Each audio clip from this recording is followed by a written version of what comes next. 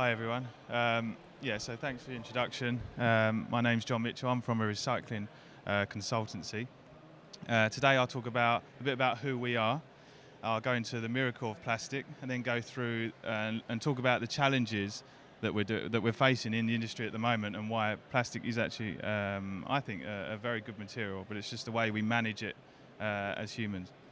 And then I'll do a bit of a summary as well. So Nextex, who are we? We're a consultancy service specialised in sustainable solutions in the area of polymers and recycling. We have a place in Australia, India and London. We give advice on waste streams and look at difficult to recycle materials. I'll skip through this slide. Other projects we've done over the previous last sort of 10, 15 years, we've been looking at, we also build recycling plants. We work with brand owners. We look at difficult to recycle materials like, say, black plastics or paper and plastic laminates. We've worked with food grade materials as well. I'll go through these in more detail. Let's look at where plastic's used in different industries. You have the transport industry. You have the textiles, high spec sort of materials. The building industry. Food and shelf life and preservation, and the medical industry. Now, if we go into these in a bit more detail, in transport industry, plastics in cars can save up to 17 million tonnes of CO2 per year. In planes as well can save a lot, but there's also so many different areas that plastics are used, whether it's bumpers, airbags, safety belts, all around the vehicle. In clothes and textiles as well, so high performance polymers are often used to do with heat and moisture transfer to help processes with these guys, like the astronauts, the divers, blast furnace workers, for example, all use high performance polymers. In the building sector, in the total life cycle, plastic insulation boards save 150 more energy than was needed for their production. And buildings are responsible for some 40% of the EU's total energy consumption. Now, a lot of this data is a few years old now, but it still is very close to current data. In the medical field as well, so I used to work in the medical area and I could see the benefits of this, and high-tech polymers are used to create new and improved artificial limbs. They help prevent infection to patients. Now, the medical industry has a lot of disposable items, whereas people don't really argue this as much. It's more around the packaging and that side of things. The disposable items are often frowned upon. The president of Plastics Europe a few years ago did say we must nurture innovation in our industry, and I think that's true. We have to look at the circular economy, and we have to design to recycle. We live in an era where we make, use and dispose, but we have to really design our products well, use a circular economy approach, and because plastic is actually a fantastic material, it's just the way we manage it that's the problem. I'll just quickly talk about current industry challenges and the projects that we're dealing with at the moment. So one of them would be a project called Safe Biopack.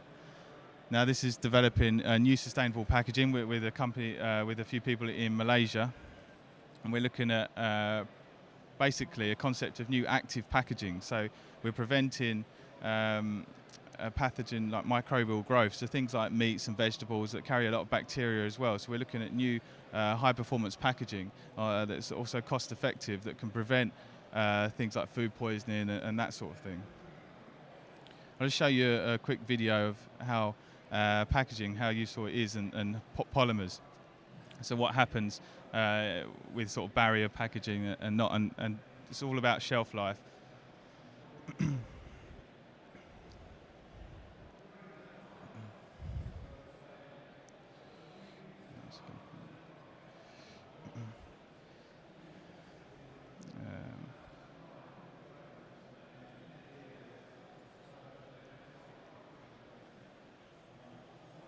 You can really see the effect in the strawberries after day 9.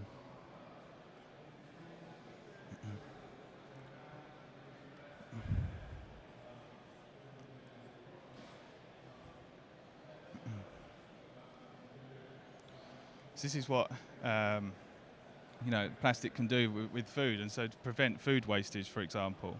So in developed countries where packaging is used, there's only 3% of food wastage, whereas in developing countries you can up to 50%. And whereas in India recently, they have for the 40% yield loss post-harvest, so a tremendous amount of food lost.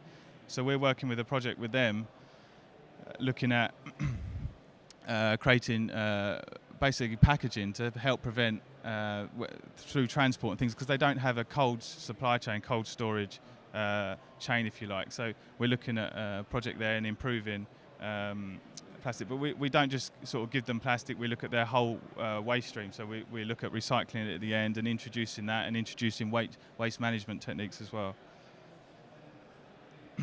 So packaging, PP hasn't been used, is the most widely used in the packaging department, if you like, but it's not recycled at the end, or not many people recycle it. But we've created a food-grade PP product from post-consumer materials, as well as post-consumer in, for example, in laundry bottles. One of these blue bottles contains a lot of recycled content, and the other one doesn't.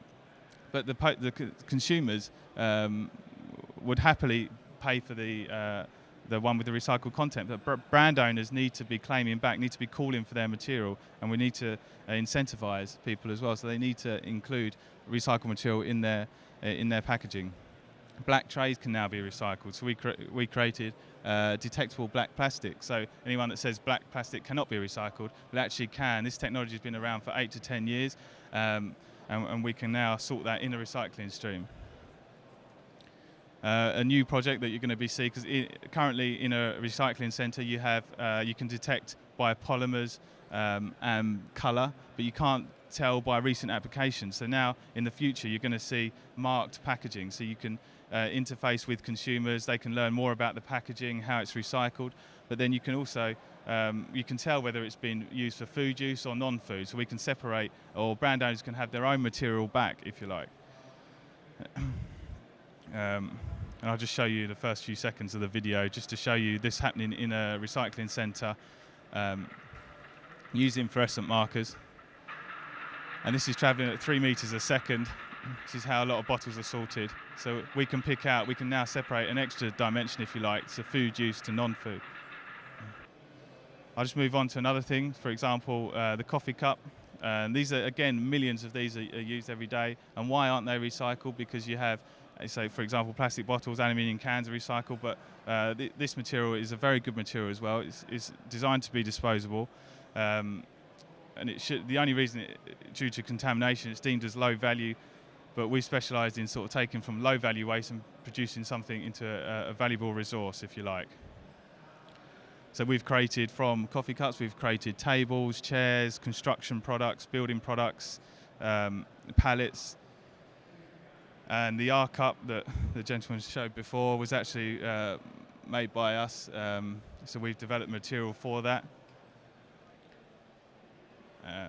So we need to start talking more about the circular economy and stop living in a world where we make, use and dispose. We live in very much an area of convenience, but we need to make sure we use resources in the most efficient way.